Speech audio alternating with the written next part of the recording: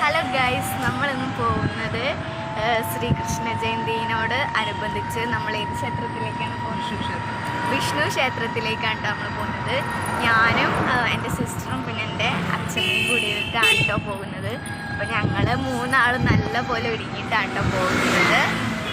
ചെറിയൊരു സൗണ്ട് കുറവുണ്ട്, എന്നാലും കേൾക്കുമെന്ന് ഞാൻ വിശ്വസിക്കുന്നു.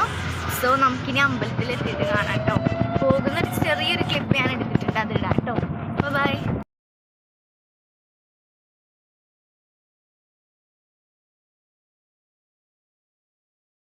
നമ്മളിത് അമ്പലത്തിലെത്തിയിട്ടുണ്ട്.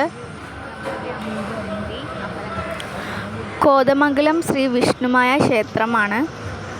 നമുക്ക് ഭഗവാനോട് മനസ്സ് തുറന്ന് പ്രാർത്ഥിക്കാനും അതുപോലെ തന്നെ ഒട്ടേറെ കാഴ്ചകളുമുണ്ട് നമ്മളെ ഈ ഒരു അമ്പലത്തിൽ.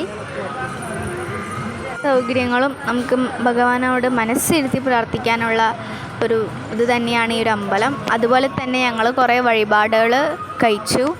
തൃപ്മധുരവും അതുപോലെ തന്നെ നെയ്വിളക്കൊക്കെ കത്തിച്ചു. അപ്പോൾ നമ്മളിതേ അയ്യപ്പസ്വാമിയുടെ ആ ഒരു ഇതിലേക്ക് പോവുകയാണ്. അവിടെ കൃഷ്ണന് മാത്രമല്ല, ഗണപതിയും അയ്യപ്പസ്വാമിയും എല്ലാ ഭഗവാനോടും കൂടി ചേർന്നൊരു അമ്പലമാണത്. അപ്പോൾ ഇതേ നമ്മളെ പ്രസാദം കിട്ടിയിട്ടുണ്ട്, തൃപ്മധുരം കഴിച്ചതിൻ്റെ. പിന്നെ ഞാൻ നടന്നു പോകുമ്പോഴാണ് ഒരു സംഭവം കണ്ടത്. ഒരു മഹർഷി അവിടെ ഇരിക്കുന്നത്. പിന്നെ ഇതേ പ്രസാദം കിട്ടിയിട്ടുണ്ട്, അവിലും ഇതും കുഴച്ചത്.